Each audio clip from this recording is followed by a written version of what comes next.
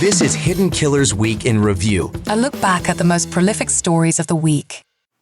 This is Murder in the Morning with Tony Brueski and Stacey Cole. All right, the officer, the sheriff that shoots the judge, that's what we're talking about today. He shot his best friend in cold blood, then begged police not to kill him. Minutes later, we're going to watch that clip in just a second. Letcher County Sheriff Sean Mickey Steins walked into Judge Kevin Mullins' chambers on the afternoon of September 19th, 2024, and opened fire. The judge tried to hide behind his desk, but did not save him. Mullins, his friend for over 30 years, died inside the Letcher County Courthouse, where both men had worked for decades. The shooting was caught on surveillance footage, and when troopers arrived, the next few minutes became one of the strangest on-record arrests of a law enforcement officer in Kentucky history. Let's take a look at that clip, because it is it's chilling. It is very chilling. Okay, we got it right here. Let's go take a look.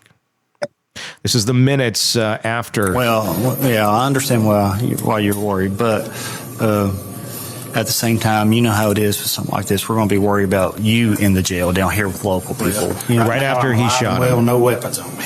Okay. So if I leave this building, I won't draw another breath. In one of these rooms, and we're going to talk real fast. Oh, yeah, not in one of these right here.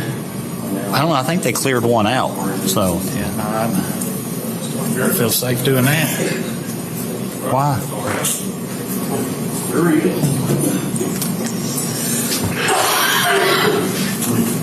I ain't gonna let nothing happen to you.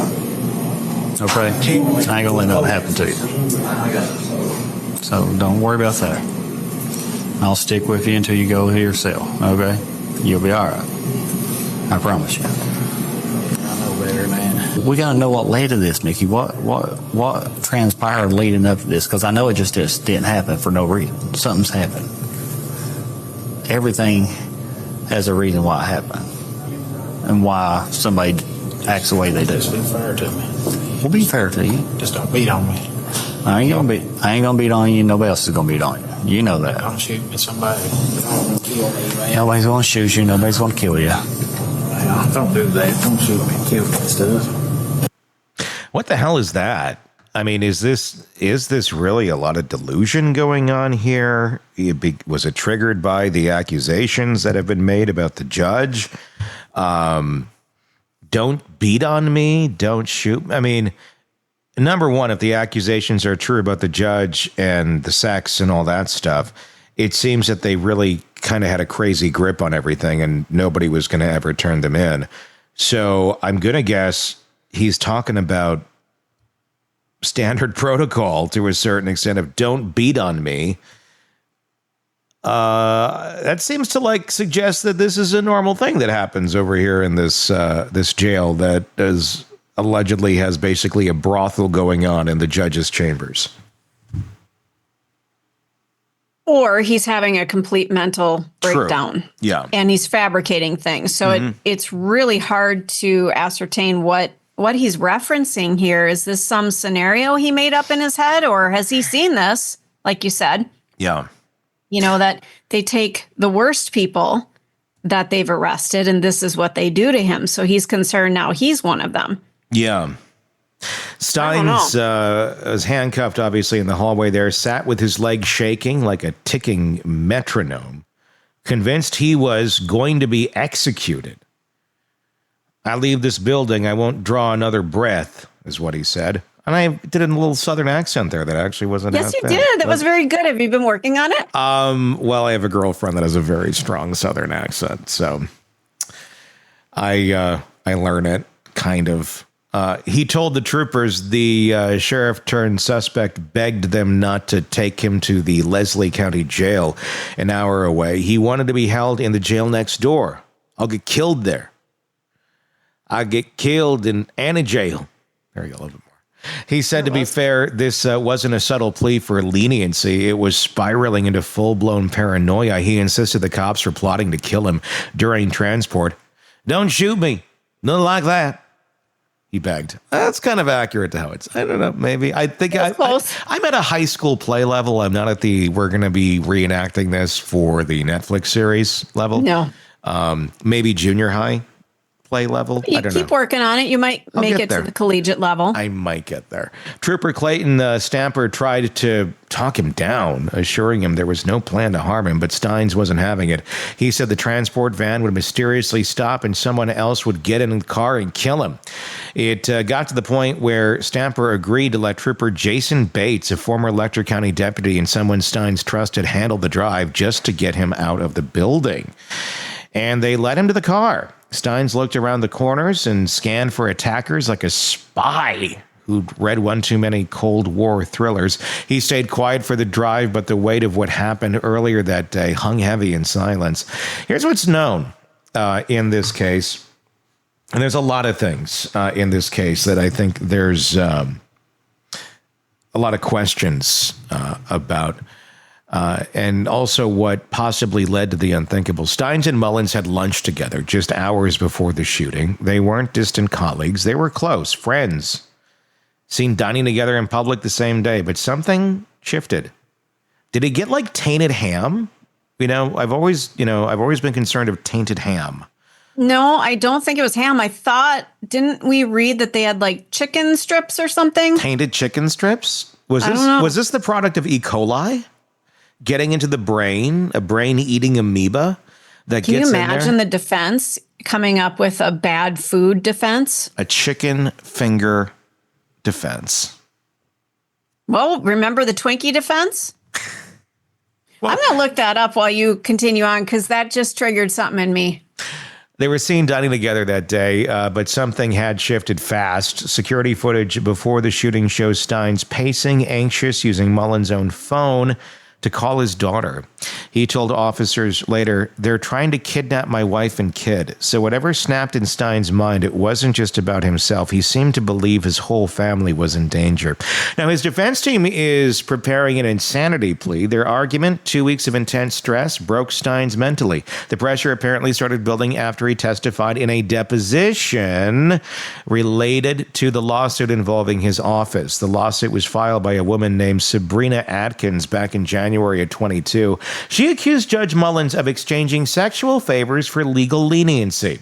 She also said a deputy forced her to have sex in Mullins' chambers to stay out of jail, and that some of those encounters were secretly recorded by former deputy Ben Fields. Just days before the shooting, Steins gave testimony in a lawsuit, and according to the attorney, Jeremy Bartley, that's where things started unraveling. Steins allegedly feared the fallout from the deposition would ruin him, or worse, he was in fear for the safety of his wife and his daughter.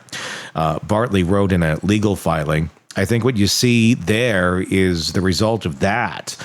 So now we have a sitting sheriff who believed people were coming for him and his family, killing his longtime friend and county judge inside a courthouse, then unraveling in front of state troopers who, on Bodycam, appear more confused and combative. Steins pled not guilty to murder. His legal team says the insanity defense will center around his mental state leading up to the shooting, especially the stress and paranoia triggered by the deposition. It's a case where a small town's most powerful figures, lawmen and judges, have been pulled into a swirling mix of scandal, fear, and betrayal. And the only thing certain is that one man is dead, another man's life is destroyed, and a quiet Kentucky courthouse became the site of a very public breakdown. What did you find?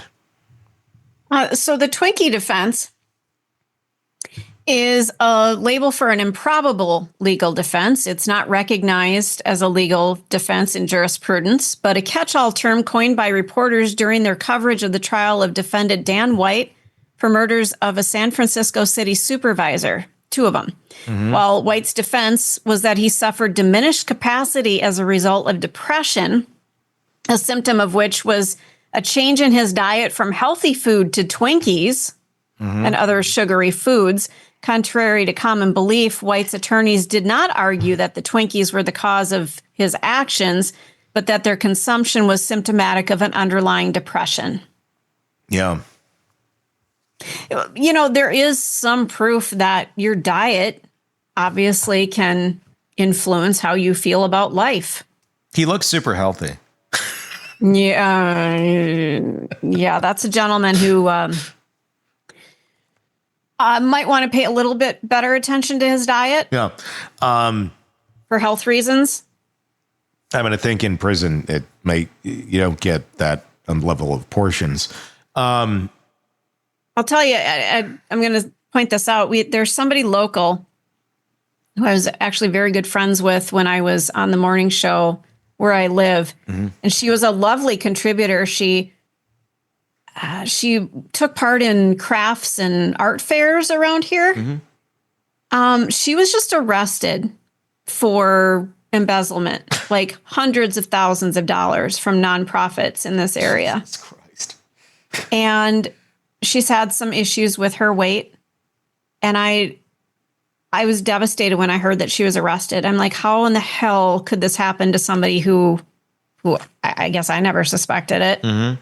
But sadly, one of the things I thought about was, well, maybe her diet's going to get a little bit better now that she's in jail. Like a positive? Like, well, maybe. Yeah, I was trying to find the silver lining. Yeah, it's like judgmental. Yeah, it's like in a lot of cases where it's like, well, yes, the kids did lose the parent, but maybe that's best that they didn't have to endure a lifelong of upbringing by this person had they not committed this crime and had themselves forcibly removed from the family.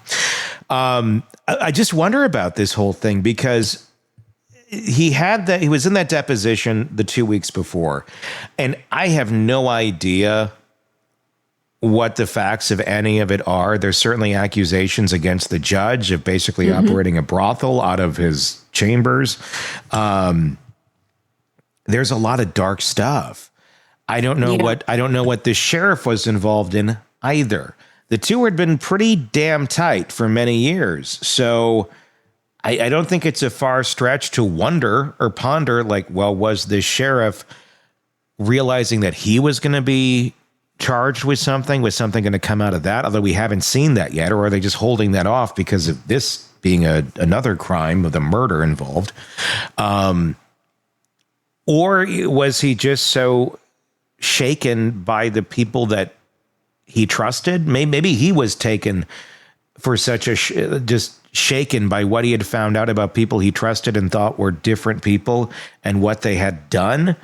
And did that shake him to this point of, almost like a mental collapse, and I got to kill the people, this guy that I know has done horrible things. And I don't know what he's done or not, but I'm just trying to figure out what's going on in the brain, if anything, because you could also just have it be really shook up from everything, just a certain amount of stress of what were you involved with. Maybe you don't know what you were caught at. What was your friend involved with? And all this is going to come to a head. And that just, boom, had a mental breakdown. And this was the result of it. I don't know.